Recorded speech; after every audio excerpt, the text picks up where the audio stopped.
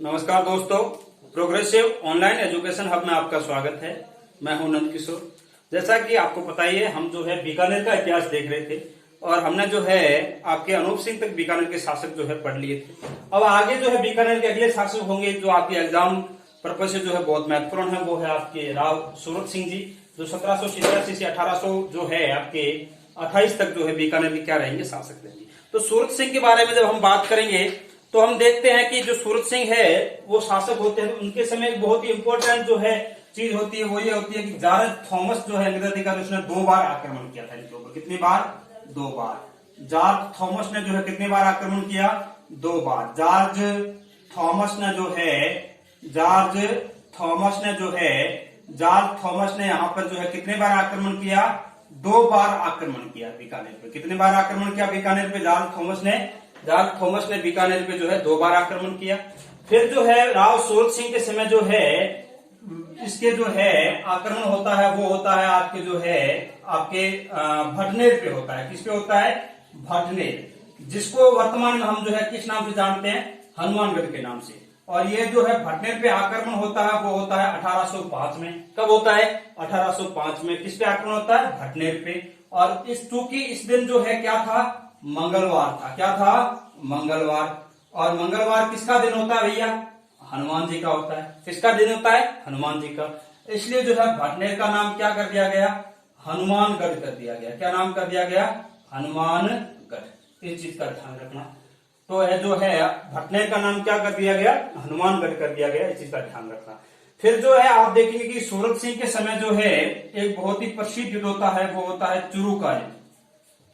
1814 की घटना है। कभी घटना है 1814, चूरू पर आक्रमण। किस पे आक्रमण? चूरू पर आक्रमण होता है। कौन करता है? बीकानेर करता है। कौन करता है? बीकानेर करता है। चूरू पे आक्रमण क्यों किया था सूरत सिंह? तो हुआ क्या था कि उस समय चूरू के जो है सामंत थे, उनका नाम था श्योजी सिंह।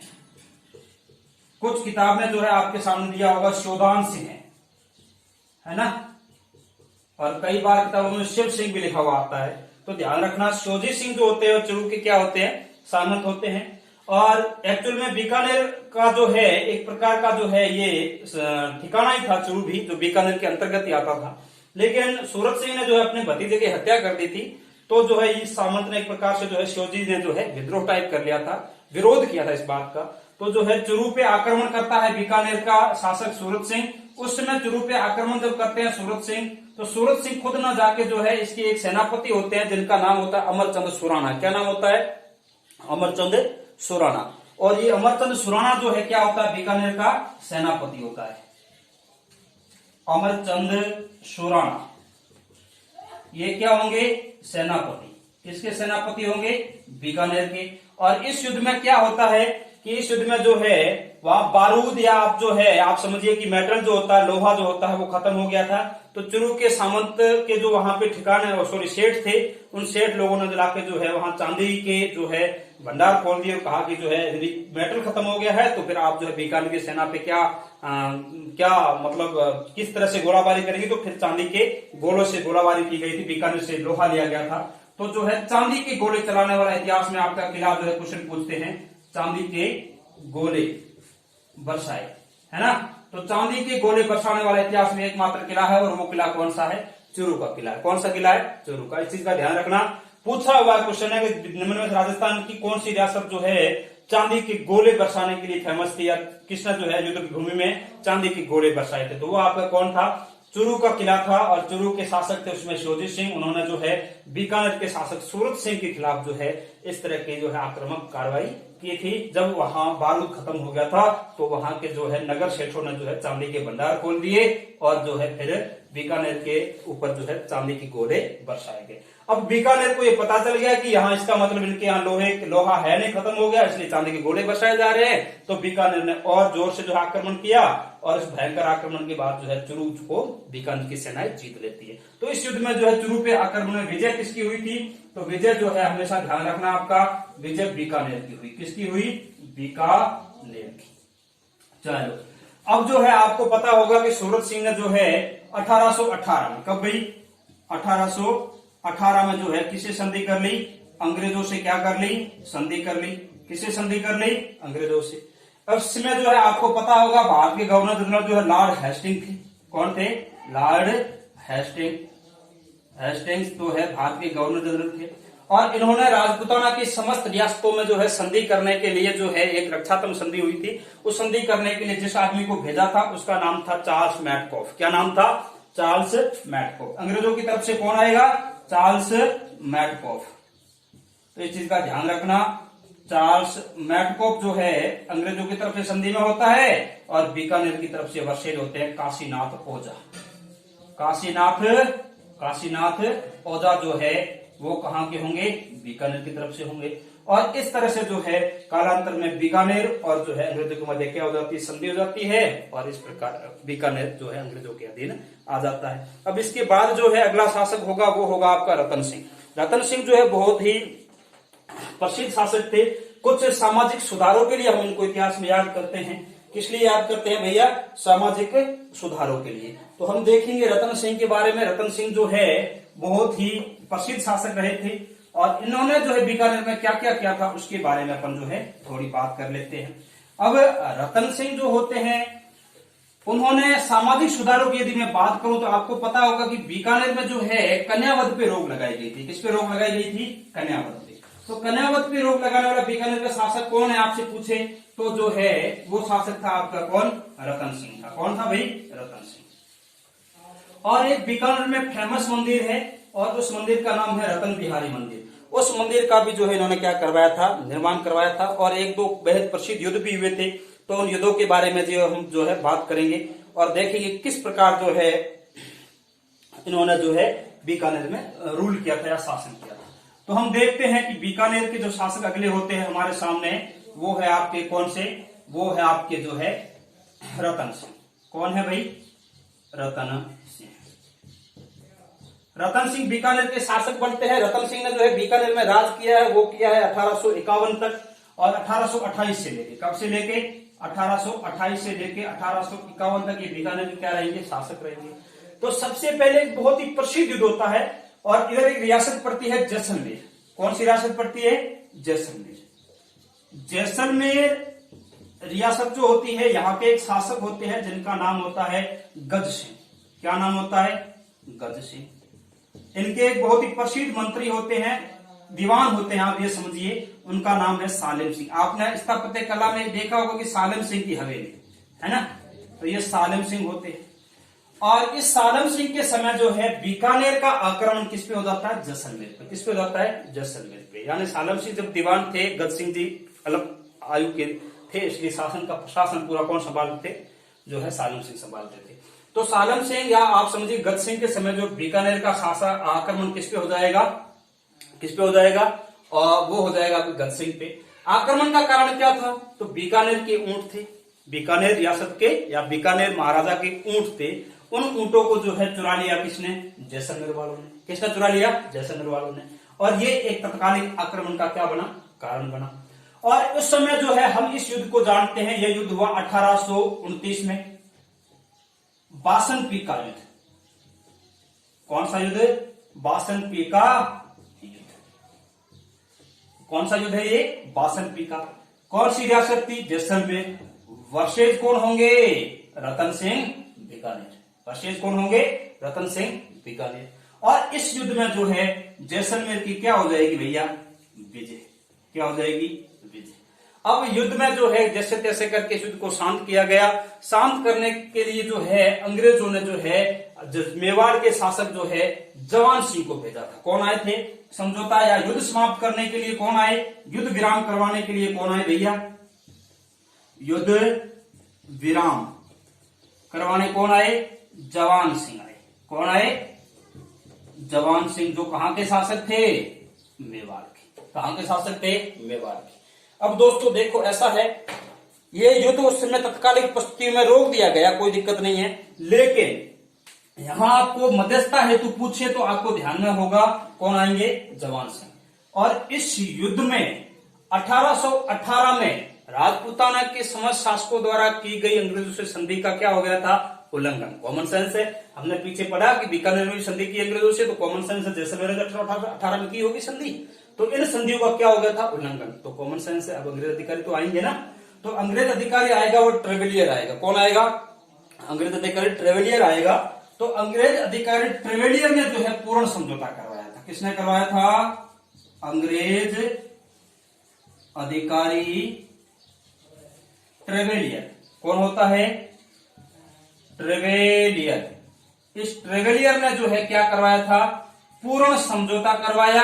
आपसी एक दूसरी सेनाओं को या राजाओं को जो है युद्ध हर्जाना दिला दिया और जो है क्या किया? समझौता किया। और इस समय जो है दोस्तों, जब ये समझौता होता है तो उस समय एक अंग्रेज अधिकारी होते हैं लेफ्टिनेंट बाउलो। कौन होते हैं? अंग्रेज अधिकारी होते हैं, उनका नाम क्या होता है? लेफ्टिनेंट बाउलो। क्या नाम है? बाउलो। उन्होंने इस संधि का वर्णन जो है अपनी पुस्तक में भी किया है। किसमें किया है? अपनी पुस्तक में। इस चीज का ध्यान रखना, पूरा विवरण दिया गया है कि किस तरह जो ये युद्ध हुआ था। तो ये 62 का युद्ध था। अब कालांतर में जो संधि समझौते वगैरह हो जाते हैं, पुनः संधि कायम हो जाती है। तो रतन सिंह जो है अंग्रेजों की सेवा हेतु कहां चला गया? गया, बिहार। गया पड़ता है कहां पे? बिहार में। और वहां आपको पता है कौन सी नदी चलती है? गंगा। कौन सी नदी चलती है? गंगा। गया में जो है नदी है उसका नाम क्या है?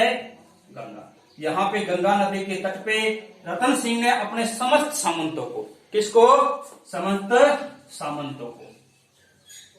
रतन सिंह ने अपने समस्त सामंतों को जो है क्या जारी की? क्या दिलाई? आन दिलाई। क्या दिलाई? आन। आन का मतलब होता है शपथ। क्या मतलब होता है? शपथ। क्या दिलाई? आन दिलाई या शपथ दिलाई। किस लिए? कन्यावध नहीं करने की। क्या नहीं करने की? कन्यावध नहीं करने की शपथ दिलाई। किसने? कन्यावध नहीं करने की शपथ जो है बीकानेर के शासक रतन सिंह ने दिलाई। और वो कब दिलाई? 1834 की घटना है। कब की घटना है? 1834 की करीब। तो इस तरह से जो है 1834 में ये गया, बिहार गए और यहाँ पे जो है इन्होंने क्या दिलाई? सामंतों को आन या शपथ दिलाई। क्या? कन्यावध नहीं करने पे। और इस तरह से जो है एक प्रकार का सामाजिक जो है सुधारों में ये एक बहुत बड़ा कदम माना जा सकता है आपका रतन सिंह की तरफ से। और वैसे राजस्थान में आपसे पूछे कि सबसे पहले कन्यावध नहीं करने की जो है नियम का कानून किसने बनाया था? तो कोटा और बूंदी रियासत ने बनाया था। कोटा ने 1833 में बना दिया था कि जो है कन्यावध पे रोक लगा दी थी या पाबंदी लगा दी थी। एक तो ये था। दूसरा क्या था कि रतन सिंह के समय जो है बीकानेर में एक मंदिर बनता है, जिस मंदिर का नाम है रतन बिहारी मंदिर। रतन जी के नाम से है ना, रतन बिहारी से पता चल रहा है कि ये जो है भगवान कृष्ण का होगा, रतन बिहारी मंदिर। अब रतन बिहारी मंदिर कौन से संप्रदाय को समर्पित है? तो ध्यान रखना, वल्लभ संप्रदाय को। कौन से को है? वल्लभ संप्रदाय को है ना, इस चीज का ध्यान रखना।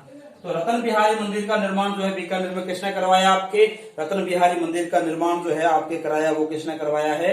वो आपके करवाया है रतन सिंह ने। किसने करवाया है? रतन सिंह ने।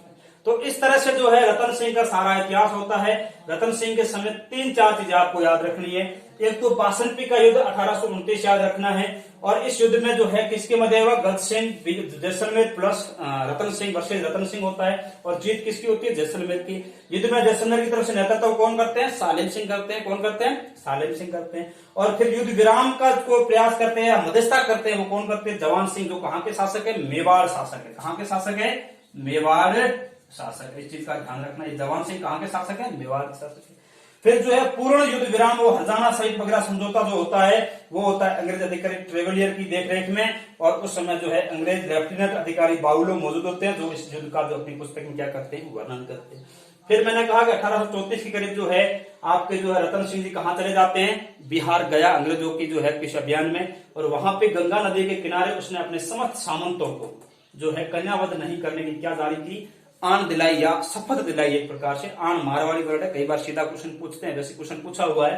तो शपथ जो है दिलाई। और इस तरह से जो है बीकानेर में कन्यावध पे क्या लग गई? रोक लग गई। और रतन सिंह ने जो है रतन बिहारी मंदिर का निर्माण कराया। और ये वल्लभ संप्रदाय का मंदिर। ये आपका कौन था? रतन सिंह था। इसके बाद एक जो है डूंगर सिंह होते, जिनके समय बीकानेर में भुजियों का आविष्कार होता है। उसके बाद सबसे इंपॉर्टेंट शासक होता है, वो होता है गंगा सिंह, महाराजा गंगा सिंह। बहुत बड़ा कथा इतिहास में उनका, हम उनके बारे में चर्चा कर लेते हैं थोड़ी सी, कि किस तरह जो है उन्होंने इतिहास में अपना योगदान दिया, कितना महान शासक था, क्या कल था, वो सारी बातें अपन कर लेते हैं। गंगा सिंह का इतिहास में वाकई में बहुत बड़ा योगदान है और कई सारे एजुकेशनल सिस्टम और अपनी जनता के लिए उन्होंने कई सारे जो है जनतांत्रिक कार्य भी करवाए, लोक हित के लिए आप समझ सकते हैं। एक शासक होकर जो उन्होंने जो नीतियां अपनाई थी वो वाकई में उस दौर में जो है अपने समय के अपने समकालीन शासकों में बहुत आगे की नीतियां थी, बहुत दूरदर्शी नीतियां थी। तो इन सारी चीजों को देखते हुए इतिहास में उसका बहुत बड़ा योगदान है और हमारे वहां से जो है कई बार इस टॉपिक से 2-4 क्वेश्चन तो अमूमन पूछे ही गए हैं। हालांकि उनके जो कद है उस हिसाब से, इतिहास में जो कद है उस हिसाब से कम क्वेश्चन पूछे गए, लेकिन फिर भी 2-4 बहुत महत्वपूर्ण जो है क्वेश्चन पूछते हैं। हम उन क्वेश्चनों के बारे में बात करेंगे कि किस तरह से जो है आपके गंगा सिंह का कद रहता है। हम गंगा सिंह के बारे में जो है विस्तृत पढ़ेंगे, देखेंगे कि किस तरह गंगा सिंह ने जो है अपना काम किया था। गंगा सिंह जो है करीब करीब जो है आपके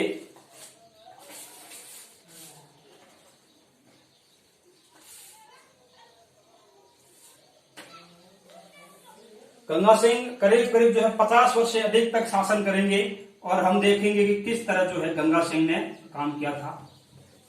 गंगा सिंह 1887 से लेके 1943 तक जो है बीकानेर क्या रहेंगे शासक। एक चीज आप रतन सिंह में ध्यान में रखना, रतन सिंह ने जो 1900 चलो ठीक है देखते हैं अपन बाद में। रतन सिंह में एक चीज और थी, वो है आपकी डूंगजी जवारजी वाली, जो राजस्थान के प्रसिद्ध लोक देवता है डूंगजी और जवारजी। जवारजी को शरण जिसने दी थी अंग्रेजों के खिलाफ, वो किसने दी थी? रतन सिंह ने दी थी। इस चीज का ध्यान रखना। जवारजी, डूंगजी जवारजी जो लोक देवता राजस्थान के हैं, डूंगजी जवारजी, इनको जो है ये जवारजी है ना, इनको शरण किसने दी थी? ये रतन सिंह ने दी थी। किसने दी थी? रतन सिंह ने, है ना। और इन्होंने जो है ब्यावर छावनी लूट ली थी वगैरह जो है वो। और इस डूंगजी को जो है शरण दी थी, वो दी थी तखत सिंह जोधपुर ने। किसने दी थी? तखत सिंह जोधपुर ने। तो ये थोड़ा सा आप ध्यान रखना। हालांकि ये मैं आपको वापस जब लोक देवता करवाऊंगा तब उनमें जो है पढ़ाऊंगा ही, खैर, पर यहां पर भी आपको ध्यान में होना कि समकालीन शासक कौन थे जिन्होंने जो इनको शरण वगैरह दी थी। तो हम वो देख लेंगे, चलो कोई ना।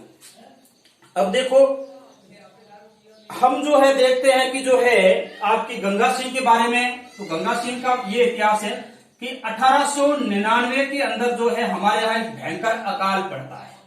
क्या पड़ता है?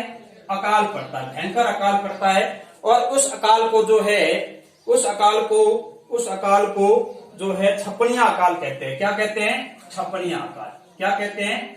छपनिया अकाल। उस अकाल को क्या कहते हैं? छपनिया अकाल कहते हैं। खोज करिए। तो जो है 1899 जो अकाल पड़ा उसको आप क्या कहते हैं? छपनिया अकाल कहते हैं। क्या कहते हैं? छपनिया अकाल। दोस्तों ये अकाल जो है इतना भयंकर था, कहते हैं उस समय लाखों मौतें हुई थी। और अंग्रेज जो है थे उन्होंने यहाँ भारत में जो है कॉलोनीज थी अंग्रेजों की, भारत एक प्रकार की। तो उस समय गवर्नर जनरल थे, उन्होंने जो है एक अकाल आयोग का भी गठन किया था। तो बहुत ही भयंकर अकाल था। और इस अकाल में जो है गंगा सिंह ने क्या किया? गंगा सिंह ने जो है राहत कार्य चलाए। क्या चलाए? राहत कार्य। अब एक राजा होके सामंतशाही दौर में जनता के लिए इतनी चिंता करना, जनता के लिए राहत कार्य चलाना उस समय उस दौर में अपने आप में बहुत बड़ी बात थी। और इस बात से प्रसन्न होके अंग्रेजों ने इसे जो है केसर ए हिंद की उपाधि दी। किसकी उपाधि दी? केसर ए हिंद की उपाधि दी। केसर ए हिंद की उपाधि जो है गंगा सिंह को मिली थी। किसको मिली थी? गंगा सिंह को।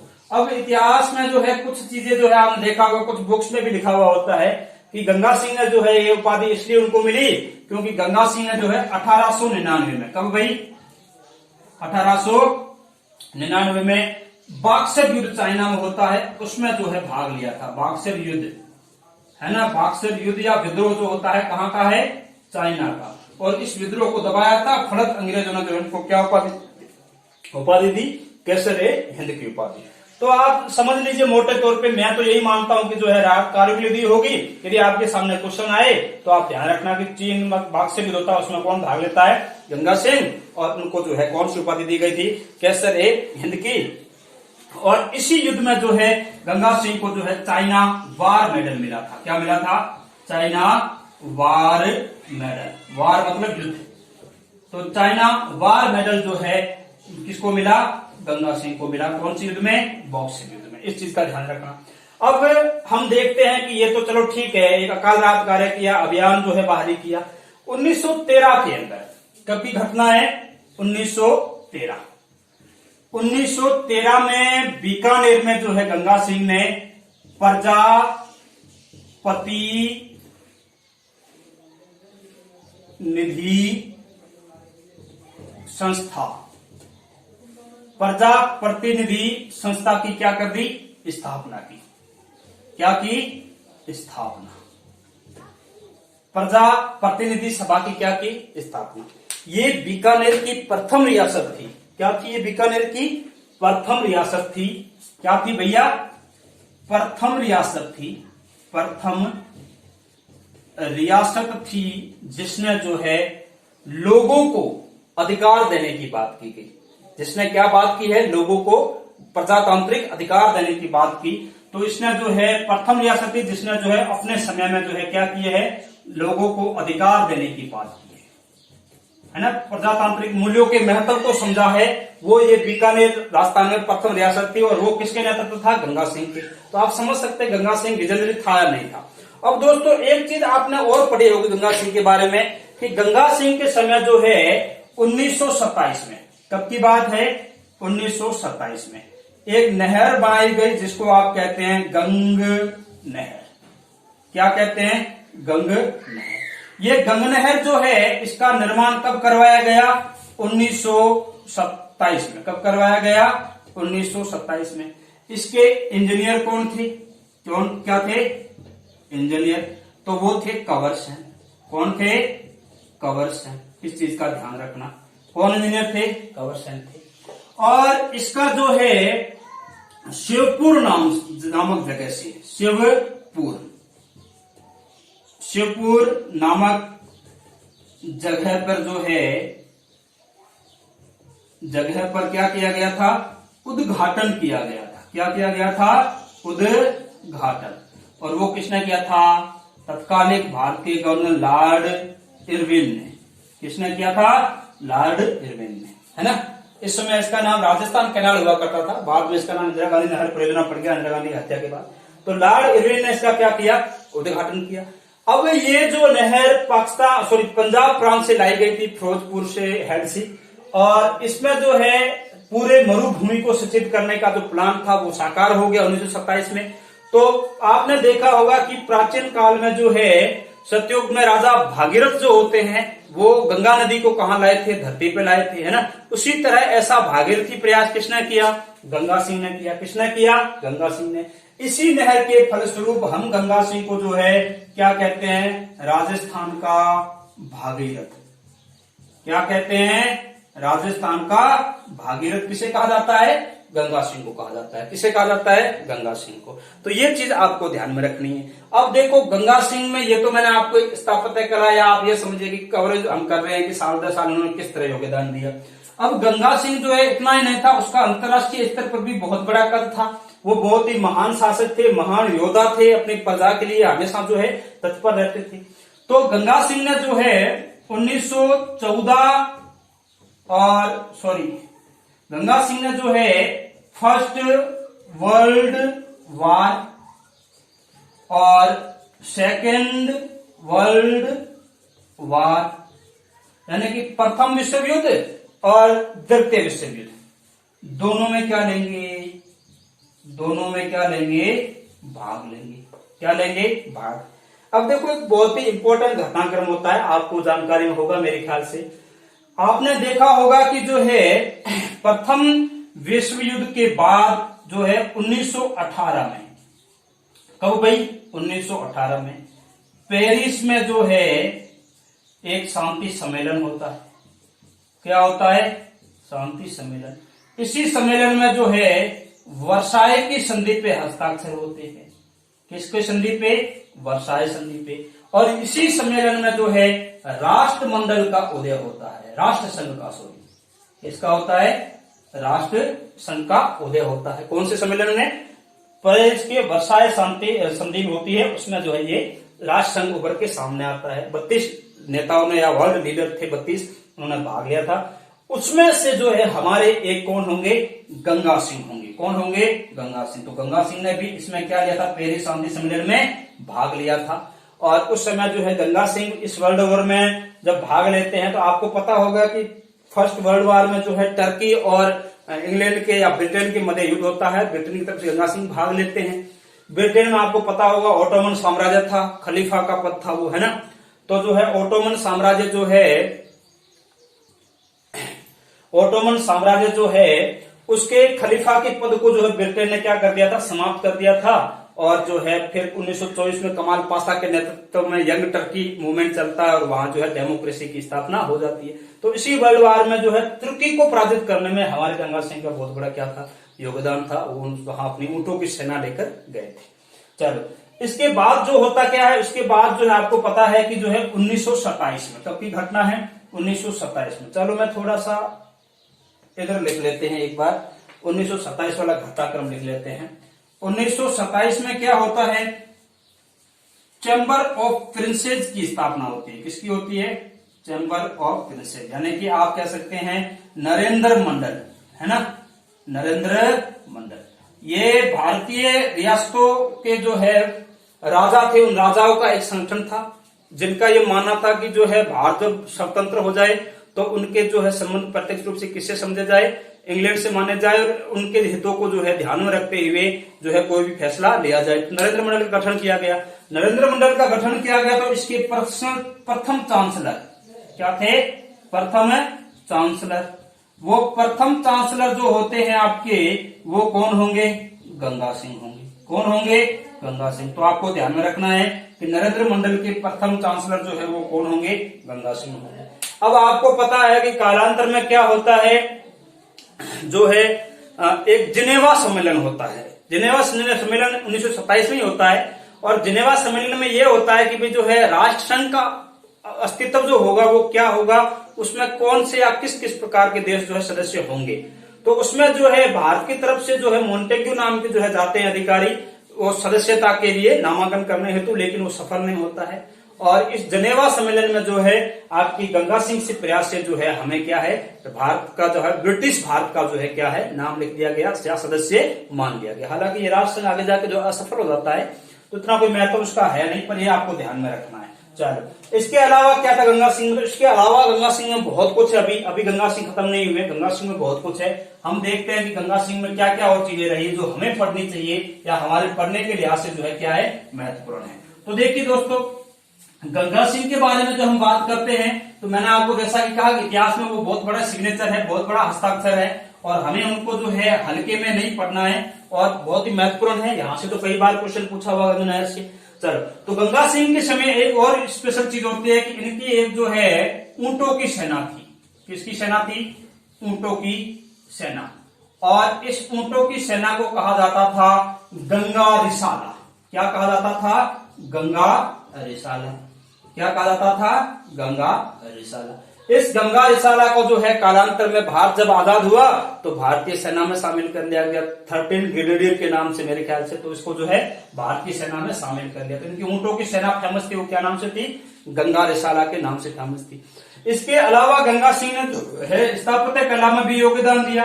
आपने देखा होगा कि करणी माता का मंदिर देशनो, कौन सा मंदिर, करणी माता मंदिर, है ना, करणी माता का मंदिर। इसके अलावा क्या था, इसके अलावा जो है रामदेव जी का मंदिर। कौन सा मंदिर, रामदेव जी का मंदिर। और कौन सा है, गोगामेड़ी में जो है हनुमान गोगा जी का मंदिर, है ना, गोगामेड़ी में गोगा जी मंदिर। गोगा जी मंदिर कहाँ है, गोगामेड़ी। इन तीनों मंदिरों का जो है वर्तमान स्वरूप प्रदान करने में जो योगदान था, वर्तमान स्वरूप हम जिस रूप में आज इनको देखते हैं, वर्तमान स्वरूप प्रदान किसने किया, प्रदान किया किसने, गंगा सिंह ने। किसने किया, गंगा सिंह ने। इन तीनों मंदिरों का जो है वर्तमान स्वरूप किसने प्रदान किया, गंगा सिंह ने किया, है ना, इस चीज का ध्यान रखना।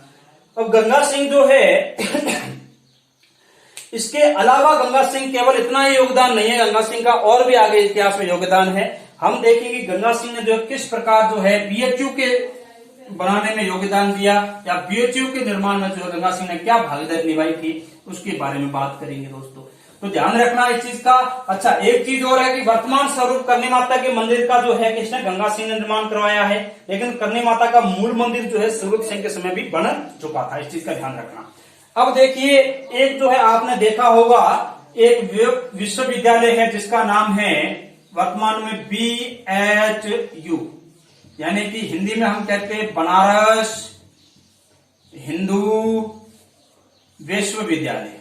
क्या कहते हैं, विश्वविद्यालय। ये जो है 1898 में एनी बिसेंट के प्रयासों से एक सेंट्रल कॉलेज के रूप में स्थापित हुआ था, जिसका नाम था सेंट्रल हिंदू कॉलेज, है ना, 1898 में।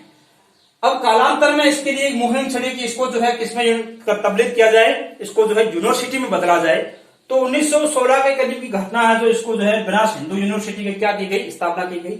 वो बनारस हिंदू विश्वविद्यालय जो बना है ना, इसमें योगदान सर्वाधिक था वो महामना मदन मोहन मालवीय का था। मदन मोहन मालवीय का था। अब मदन मोहन मालवीय जो है इस विश्वविद्यालय को बनाने के लिए पूरे देश में भ्रमण करके चंदा इकट्ठा कर रहे थे। तो चूंकि स्वाभाविक है वो राजस्थान में भी आए होंगे। जब वो राजस्थान में आए तो वो राजस्थान के समस्त रियासतों में घूमे और उन्होंने जितना जिसकी राजा की श्रद्धा थी उतना उसने चंदा दिया और वो चंदा इकट्ठा करने लगे। अब बारी आई बीकानेर की, वो पहुंच गए बीकानेर गंगा सिंह के दरबार में। गंगा सिंह बहुत ही दानी और जो है स्वभाव से दयालु प्रवृत्ति के इंसान थे। वो सुबह सुबह अकाल का बेरा था इन दिनों में, या जो है अपनी प्रजा को जो है क्या करते थे, धन दौलत वितरित करते थे पर डे। तो उस दिन जो है वो वितरित कर रहे थे तो मदन मोहन मालवीय भी क्या थे, लाइन में लगे हुए थे। तो उन्होंने महामना को बुलाया साइड में और पूछा कि आप लाइन में यहाँ कैसे, आपके आने का क्या प्रयोजन है बताइए। तो मदन मोहन मालवीय ने कहा कि हम इस तरह का एक विश्वविद्यालय बना रहे हैं और इसमें जो है हमें क्या चाहिए, कुछ डोनेशन चाहिए। आप जो है राजस्थान के समस्त रियासतों ने या शासकों ने जो है योगदान दिया है, आप अपनी श्रद्धा अनुसार योगदान दे दीजिए। अब कहते हैं कि जो है BHU में के निर्माण के लिए गंगा सिंह जी ने जो है ब्लैक चेक दे दिया था और इसमें जितना भी पैसा लगे उतना जो है लगा लीजिएगा। तो इस बात से जो है कालांतर में जो है बहुत बड़ा, यानी कि राजपूताना के समस्त, कहते हैं कि समस्त राजपूताना के शासकों में सर्वाधिक आर्थिक योगदान जो है किसने दिया, सर्वाधिक आर्थिक योगदान BHU के निर्माण में दिया। वो दिया सर्वाधिक आर्थिक योगदान, करीब 10 से 1 लाख रुपए के ऊपर से उसमें की रकम थी। वो सर्वाधिक आर्थिक योगदान दिया, वो किसने दिया, आपके गंगा सिंह ने दिया। और इसी बात को लेके, ठीक है ना, जब BHU स्टेब्लिश हो गया और विधिवत फंक्शन करने लगा, तब जो है इसके कुलपति किसे बनाए गए, कुलपति बनाए गए, वो बनाए गए कौन, आपके गंगा सिंह। और आजीवन जब तक गंगा सिंह जिंदा रहे तब तक वो BHU के क्या रहे, कुलपति रहे, है ना। BHU के आजीवन कुलपति कौन रहे अपने जीवन काल में, गंगा सिंह रहे, जो जिंदा रहे तब तक क्या रहे, बीकानेर BHU यानी बनारस हिंदू यूनिवर्सिटी के कुलपति रहे। इस तरह से जो है ये बीकानेर के जो शासक थे जो बहुत ही महान शासक थे। कालांतर में आपने देखा होगा कि ये जो है सिद्ध जसनाथ जी को जो है बहुत ही ज्यादा जो है मानने वाले शासक थे और उन्होंने जो है वहां बीकानेर के आसपास की रियासतों में जो है जाल वृक्ष की प्रधानता लगा दी थी। और इस तरह से जो है बीकानेर में ये इनका योगदान होता है। और बीकानेर में गंगा सिंह के बाद अगले जो शासक होते हैं, 2 चीजें और इसमें देख लेते हैं एक बार, 2 चीजें और रह गई है। एक, बीकानेर गंगा सिंह ने जो है तीनों ही गोलमेज सम्मेलन में हिस्सा लिया। किसमें लिया, तीनों गोलमेज सम्मेलन में हिस्सा लिया। इस चीज का ध्यान रखा, तीनों गोलमेज सम्मेलन में जो है क्या लिया, हिस्सा लिया। गोलमेज सम्मेलन क्या है, आपने यूनिवर्सिटी में देखा ही होगा कि भारत में जो है उत्तरदायी सरकार के गठन के लिए जो है अंग्रेजों द्वारा किए गए फैसले, जिसमें भारतीयों को सम्मिलित करते हुए निर्णय करना था कि आगे भारत में जो है शासन करने की किस तरह पद्धति होगी, किस तरह शासन करना, किसको कितना अधिकार देना है, वो सारी बातें जो है गोलमेज सम्मेलन की गई। और इसमें आपका एक फेमस क्वेश्चन भी बनता है, कांग्रेस ने कौन से सम्मेलन में हिस्सा लिया था, दूसरे सम्मेलन में हिस्सा लिया था। वो सेम सम्मेलन ये अम्बेडकर ने तीनों में लिया। तो तीनों गोलमेज सम्मेलन में भाग कौन भी लेते हैं, आपके गंगा सिंह भी लेते हैं। अब गंगा सिंह ने जब तीनों गोलमेज सम्मेलन में भाग लिया, ये सब बातें हुई। और इसके बाद 1940 में भारत में एक जो है गवर्नर जनरल थे लॉर्ड लिनलिथगो। क्या नाम था, लॉर्ड लिनलिथगो।